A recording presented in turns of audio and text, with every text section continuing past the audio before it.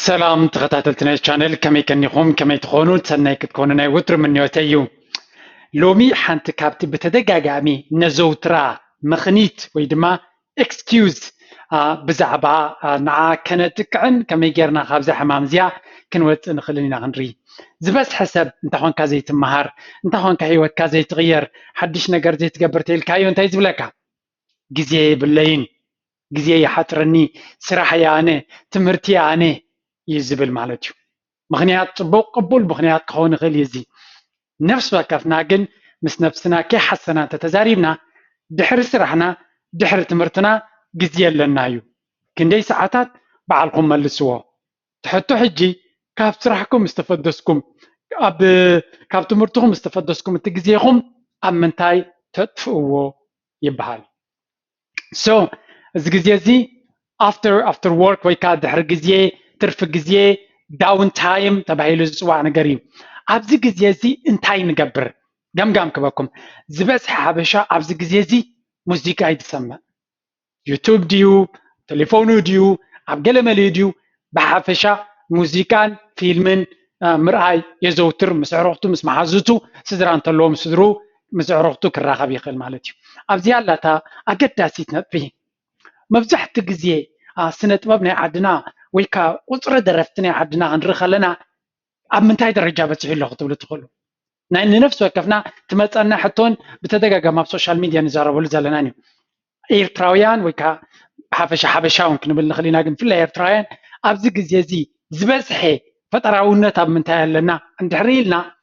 بزي ممتا اب سنه طبب اب درفي كومونا فيلمي ابز عود زي تقندي غزي ناي منسياتنا زحلق زلو اب تيك توك كتبلون تقولوا انستغرام كتبلون تقولوا فيسبوك كتبلون تقولوا يس تمساساليو اب انترتينمنت كند دما ابتناي سنه طبب فطراونت وين زي كونه اب كوبي مقبار كندي حدش اوريجينال نجر داي مسرح سلمنتاي كم خوينو إلنا كان حتى دمها قداسيو سلمتاي من ساعتنا بتيك توك ملو محل تقدرفون قلق قبرونا والدنا خدرفا وعلا قل مال الزبل زربا بزعز ما تاني سلمنتاي كم كون كيلو اندهريلنا جن سبات كم خونو زغالو أنا نسخن أكندنوتهم مهورات أكندنوتهم صبغ مخرزريو أكندنوتهم زمخرو نسمع نوتهم على تيك توك نفسن كليهن قال زي تاكم نقرات حيزان ويحيزهم مسيوم أنا تجزي سب زباخون زلو نعم نرانا نعم كرخلنا كالو سبات كم اندحر غيركم كنريكم هنا نبلوم زلنا ممهران مسيوم كمهرو مسجمرو حساباتهم كقلتو كمخرو قال مسفتنو نعم تزيري خايوم جزين تزير كايوم كالوت كفتنو زليو كمهرو زلي خنتا يبلو زبي عبز درجة أي بس حنو ما يقبرني انت يزبل صحف على الشانل بزح غزي مهوراتنا بيلهم اي هوب جورجو كما خا يخونو كاباين العلي عصرت عصفنا تكيلاتات اللونه صقم جن زبس حبرتسبنا نكيلاتات كسمع ايدلنيو مخنياتات ترف غزيو اب درفن اب نعو زير بحو نجرن سلازت فورماليتيو عبي صقم دمازيو وتم تريوم زلهم كيلاتات بفلا يبز معبول عالم ابز غربا زنبق حنت ستور نيرا كارد بي تبعل الله حنت عباي رابر تلام امريكاوي تريكم انتكم بزح راف زخون رابي زلوا ازي هببت زلا دمايا نساسيلوم ندقع نتناتا درفي نكسمعو اي تفقدلهم نيا now imagine نسا درفا سنت بابا منو سبيك سمعو زوعل زلو ما حد غزي منو ما حالت درف نسمعن ولا لنا السنة دقة خمان مبزحتهم تصاوت كعس سجر أيوة دقهم يخون حواتهم كعس سجر كريو كوعلا يدليونيهم انت هيدا كيدهم كتصاوتيهم زدليو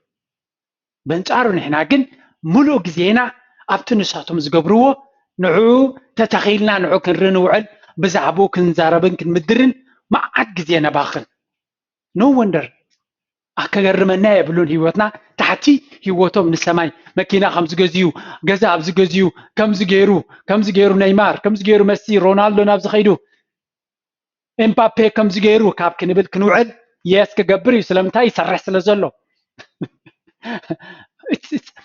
أكاش عشنا هيوت يزبلاني ንሳቶም ንዝገብርዎ ኣብኡ ክንካታእ ንውዕል ንሳቶም ግን ናይ ካልኦት ዕሩቕቶም ነገራትን ንክርዩን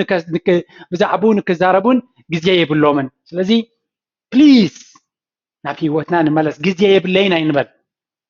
ሕጂ ሓንቲ ፕራክቲካል ኣድቫይስ ክበኩም እያ ኣብዚ መብዛሕትኡ ደርፍታት ናትና ወይ ካብ ፊልምታት ናትና ረእይዎ ብዛዕባ እንታይ እዩ ንስኻ ወይ ንስኺ ናበይ ክትከይድ ትደሊ ኣለኻ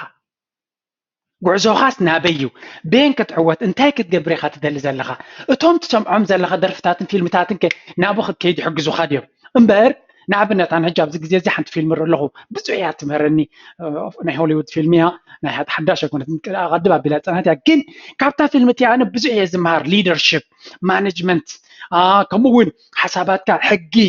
ከመይ ጌርካ ካምፓኒ ላውንች ክትገብር ከለካ እንታይ ጌጋታት ከጋጥም ይኽእል in a sense ፊልም ረኣይ ይብለኩም ኣለኹም ክትርእዩ እንድሕር ኮይንኩም it has to have something ደርፊ ክሰምዖ ከለኹ ንኣብነት ኣነ ሓንቲ ደርፊ ኣላ ናይ ኣብርሃም ኣፈወርቂ ምንባር ትብል ደርፊ እታ ደርፊ እቲኣ ስራሕ እያ ሞቲቬት እያ ትገብረካ ክትመሃር ክትነቅሕ ክትሰርሕ ንኻልኦት ንክትሕግዝ ተተባብዓካ ቢኮዝ እቲ ትሰምዖ ዘለካ ደርፊ ናበይ ዝወስደካ ዘሎ ክትፈልጥ ኣለካ እቲ ትርእዮ ዘለካ ፊልሚ ናበይ ዝወስደካ ዘሎ ፍቶ ንፍተዎ ንፅላዮ እቶም ንሰምዖም ዘለና ደርፍትን ፊልምን ከምኣቶም ከም ንኸውን እዮም ዝገብሩና they are influencing us ሕቶ እቲ ንሳቶም ዝገብሩና ዘሎ ንዑድ ኢና እንደላ ብሂወት ንሕና ወይስ ካሊእ ኢና እንደሊ ኣብዚኣ ኣስተኻኺልኩም ግዜኹም ቸክ ክትገብርዎ ኣለኩም ትሰምዖ ዘለኹ ደርፊ ምስቲ ጉዕዞ ሂወትኩም ዘይከይ እንተኮይኑ ተኸስሩ ኣለኹም ኣቋርፅዎ መኪና ኣለኩም ቴሌፎን ኣለኩም መብዛሕትና ክንዲ ገለ ስማርት ቴሌፎን ሒዝና ኣለና ገንዘብ ድማ ንኸፍለሉ ኢና ናይቲ ቴሌፎን ንኸፍል ንኸውን ኢና ንወርሒ ናይቲ ኢንተርኔት እውን ንኸፍል ኣለና መኪና እንተለና ናይ ሊዚንግ ንኸፍል ንህሉ ንኽእል ኢና ናይ ነዳዲ ንኸፍል ኣለና እዚኦም ክልተ ነገራት እዚኣቶም ግን ንሕና ጥራይ ክንከፍሎም ዘይግባአና ክኸፍሉና ክኽእሉ ኣለዎም ብኸመይ ዝብል ለባ ኣብ መኪናኻ ክዝውር ከለኻ ነፍሲ ወከፍ ግዜ ኣብ መኪናኻ ዝኣተኻሉ እዚ ናተይ ትምህርቲ እንተሰሚዕኩም ኮለል ከይበልና ወይ ናይ ካልኦት መፅሓፍቲ ብኦዲዮ ዝመፅእ መፅሓፍቲ ይኹን ካልእ መዓልታዊ ፍርቂ ሰዓት ዲኹም መኪና ትዝውሩ ፍርቂ ሰዓት ንዑ እንተሰሚዕኩም ኣብ ክንዲ ደርፊ ንዑ እንድሕር ሰሚዕኩም ኣብ ሂወትኩም ክንዲ ምንታይ ንቕድሚት ክትከዱ ትኽእሉ ኣነ የጋንን የለኹን ሂወተይ ብሰንኪ ከምዚ ክቕይር ክኢለ ስራይ ክኸይድ ከለኹ 50 ደቂቕ ክሳብ ሰዓትን ፈርቓን ይኸይድ ነይረ ክምለስ ከለኹ ከምኡ ኤቭሪ ታይም ድማ ካብተን ሰዓትን 10 ደቂቕ እንተኮይና ሰዓት ወይ 50 ደቂቕ መፅሓፍ ይሰምዕ ነይረ ክኸይድ ከለኹ ክምለስ ከለኹ ውሽጢ ሶምን መብዛሕትኡ ግዜ ሓሳበይ እንታይ ከንብብ እየ ነዚ ሶምን ኢለ ጭንቕ እየ ዝብል መፅሓፍቲ ክደልለኒ ምክንያቱ መኪና እናዘወርካ ክትቀያይር ስለዘይትኽእል ልክዕ ክድይብ ከለኹ ውላዕ ኣቢለ እየ ዝኸይድ ኦድዮ ስለዚ ክሳብ ገዛይ ዝበፅሕ ክንደይ ተማሂረ ኣለኹ ክምለስ ከለኹ ኣብ ገለ ፖይንት ኣዲክሽን ናቱ ሒዝኒ ካብ ነቲ ስራሕ ነቲ መንገዲ ይናፍቆ ነይረ ምክንያቱ ዊኬንድ እንተሕር ኮይኑ ስለዘይ ዝውር ብዙሕ ኣይሰምዐነ ነይረ ስለዚ ንክዝውር ይናፍቆ ነይረ ምክንያቱ ንክፈልጥ ዕድል ስለ ዝበኒ ዘሎ ቴሌፎንና ከምኡ ቴሌፎንካ ዝበዝሐ ግዜ ንምንታይ ትጥቀመላ ኣለኻ ብኣ ተመሃር ብኣ ፍለጥ ብኣ ክትሰርሕ ተጀሚርካ ሂወትካ ክቕየር ይኽእል እዩ ኣብ ክንዲ ገንዘብካ ኩሉ ግዜ ነቶም እንዳ ኢንተርኔት እንደገለ ትኸፍሎ በቲ ትኸፍሎ ዘለኻ ነፍስኻ ክትልውጥ ትኽኢልካ ዓብ ነገር እዩ ኣነ እዛ ቴሌፎነይ one of my best friend እያ ምክንያቱ ብሰንኪ እዚኣየ ብዙሕ ስራሕ ዝሰርሕ እዚ ቴሌፎነይ ኮምፒተረይ ሓደ ዓብይ መሳርሒ ናተይ እዩ ንዑ ዝኸፈልክዎ ገንዘብ ኣይሓስቦን እየ ምክንያቱ ብዕፅፍታት ናቱ ስለ ዘማልስ ዘለኹ ቡ እንታይ ንማለት እዩ እዚ እቲ ዘለና ቴክኖሎጂ ክንጥቀመሉ ክንክእል ኣለና ክጥቀመላ ከነፍቅደሉ የብልናን ፌስቡክ ኢንስታግራም ዩቱብ እንታይ ኢኹም ትገብርሉ ዘለኹም ትመሃሩሉ ዲኹም ዘለኹም ንኻልኦት ሰባት ተህብትምሉ ተጠንቀቑ ኣብ መወዳእታ ሂወትኩም ዘጠዓሰኩም ዲኹም ትገብሩ ዘለኹም ዘኹርዓኩም ኢኹም ትገብሩ ዘለኹም ግዜና ብፍላይ ድሕሪ ስራሕና ኣበይ ነጥፎ እንተፈሊጥና ሂወትና ክንቅይር ንኽእል ኢና ኣነ ድሕሪ ስራሐይ ብዝገበርኮ ተበግሶ ሂወተይ ክቕይር ክኢለ ንዓኹም ንዓኻትኩምን ንዑ እየ ዝነግረኩም ዘለኹ ካብ ስራሕኩም ምስ መፃኹም ፍርቂ ሰዓት ዲ ሰዓት መዓልታዊ ኢንቨስት ጌርኩም ናተይ ቪድዮ ወይ ከም ናተይ ቪድዮ ናይ እንግሊሽ ይኹም በብዓቕምኹም ብትግርኛ እንተሎ ረኣዩ ፍርቂ ሰዓት ረኣዩ 20 ደቂቕ ረኣዩ ድሕሪኡ ንእሽተይ ስጉምቲ ውሰዱ ተምሃሩ ተበገሱ ክንዲ ምንታይ ናተይ ቪድዮ ሰሚዕካ ተበግሶ እንተዘይወሲድካ nothing is going to change in your life I'm sorry ክንዲ ምንታይ ትሰምዓኒ ኣለኻ ክንዲ ምንታይ ትሰምዕኒ ኣለኺ ተበግሶ እንተዘይወሲድኪ ለውጢ ከምፅኣልካ ኣይክእልኒ እዩ ስለዚ እቲ ትምህርቲ እውን ከሰልችወኩም እዩ ምስ ግዜ እንታይ ክትገብሩ ኣለኩም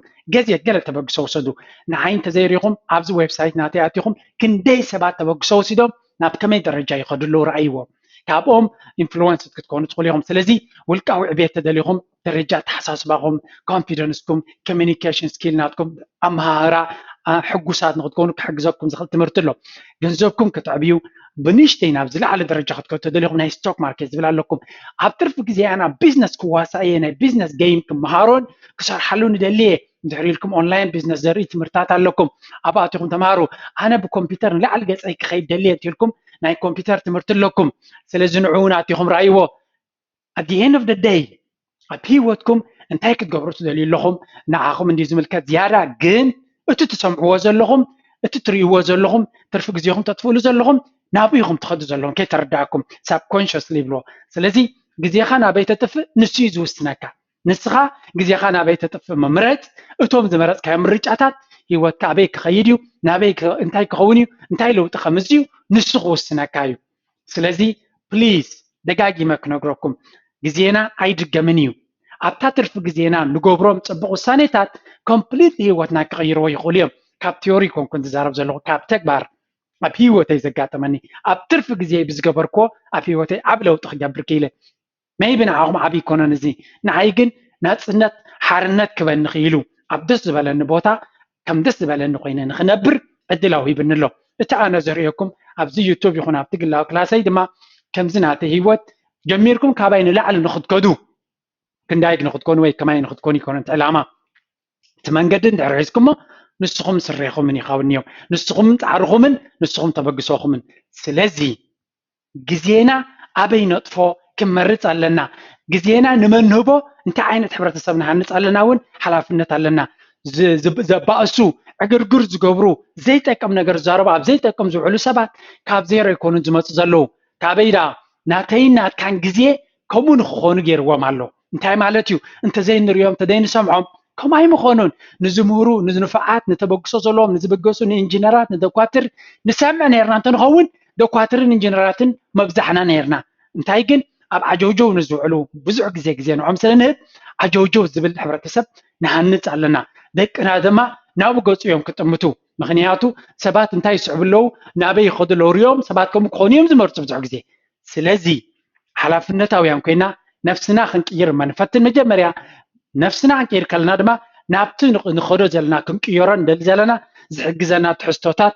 ክንሰምዕን ክንርእን ኣለና መፅሓፍቲ ነንብብ ነርና እንተዝኸውን ብዙሕ ሰብ መፅሓፍቲ ምፅሓፈ እዚኣ ኣስተውዕሉላ መፅሓፍ ናይ ትግርኛ የለን ይብሉ ስለምንታይ ዘየለ ህዝብና ብትግርኛ ዝተፃሓፉ መፅሓፍቲ ስለዘየንብብ ስለዘይገዝእ ናይ 300 ጃኬት እናተኸደነ ናይ 30 ቅርሺ መፅሓፍ ክገዝእ ኣይክእልኒ ገንዘብ ኣይኮነን ትሕቶ እቲ መፅሓፍ ዝሰዓፈ ክንደይ ግዜ ዝገበረ ካልኣይ ግዜ ንክፅሕፍ ሳልሳይ ግዜ ንክፅሕፍ ከነተባብዖ ክንክእል ኣለና እንተዘየለ ኩሉ ግዜ ናብቲ ሕማቅ ወገን ጥራይ ክንከይድ ኢና ስለዚ ዋላ ኣብ ስነ ጥበብ ኣብ ደርፊ እውን ብሉፅ ስርዓት ኣዝዩ ፅቡቅ ስራሓት ንዝተሰርሐ ገዲፍና ብኣዋልድ ኣካላትን ዝቐልዓ ገለመለ ውሕዳት ቃላት ገይሮም ዝሰርሕዎ ናዑ ኢና ንርኢ ዘለና ብካልእ ዘራርባ ነቶም ካልኦት ደረፍቲ ኣብ ስራሕኩም ኣይትገደሱ ፅቡቃት ኣዋልድን ፅቡቅ ቦታን ጌርኩም ጥራይ ቀዳዲሕኩም ኣብ ዩቱብ ኣውርዱልና ኢና ንብሎም ዘለና ስለዚ ኩሉ እቲ ንሕና ንገብሮ ግዜና ነጥፎ ዘለና ንዓና ጥራይ ኮነ ናቱ ዘለና ንሃሲ ዘለና ሕብረተሰብና ናብኡ ገፁ ንክኸይድ ነተባብዖን ንድርኾን ንደፍኦን ኣለና ነዚ ድማ ክንጥንቀቅ ክንክእል ኣለና ሓላፍነታውያን ክንከውን ክንክእል ኣለና ፕሊዝ ስለዚ ካብ ነቲ ሕብረተሰብ ተቐየር እንታይ ዓይነት ሕብረተሰብ እዩ ትብል ንስኻ ንስኺ ኣነ ንቀየር ኣጠማምታና ግዜና ኣብ ከመይ ነጥፎሞ ንቀየር ንሕና እንተተቐይርና ናትና ፅልዋ ዓብ ክኸውን እዩ ገሊኦም ንዓና ብምርኣይ ገሊኦም ድማ ንሕና ስለዘይንሪኦም ዘለና ሂወቶም ክቕይሩ ይኽእሉ እዮም በዚያ ሕፅር ዝበለት መንገዲ ድማ ነፍስና ክንዕሪ ዕላማና ክንበፅሕ ከምኡ ድማ ንነፍስና ኮይና ንሕብረተሰብና ንዓለምና ንክንከውን ተኽእሎ ክህልወና እዩ ክብለኩም ይደሊ ኣይሆፕ እዚኣ ብሂድዮ ፈቲኹም ክትኮኑ ሕብረተሰብና ክቕየር ኩልና ኢና ንደሊ ግን ንክቕየር ተበግሶታት ክንወስድ ኣለና ነቶም ወሲዶም ዘለዉ ድማ ከነተባብዖም ኣለና ሕብረተሰብና ንኸይቅየር ናብ ሕማቕ ንዝመርሕዎ ዘለዉ ድማ ካብኦም ክንሃድም ክንክእል ኣለና ብከምዚ ድማ ለውጢ ከነምፅእ ንኽእል ኢና ኣይሆፕ እዛ ቪድዮ እዚኣ ፈቲኹም ክትኮኑ መጀመርያ ላይክ ኣብዋ ድሕሪኡ ድማ ንሓውኹም ንሓፍትኹም ክጠቕሞም ስለትኽእል ሼር በልዋ I'm sure they're gonna enjoy it ንዕኦም እውን ክሕግዞም ይኽእል እናበልኩ ኣብ ካልእ ስራሓት ኣብ ሓፂር ግዜ ክሳብ ንራኸብ ድሓን ኩኑ ብለኩም ሰሰናዩ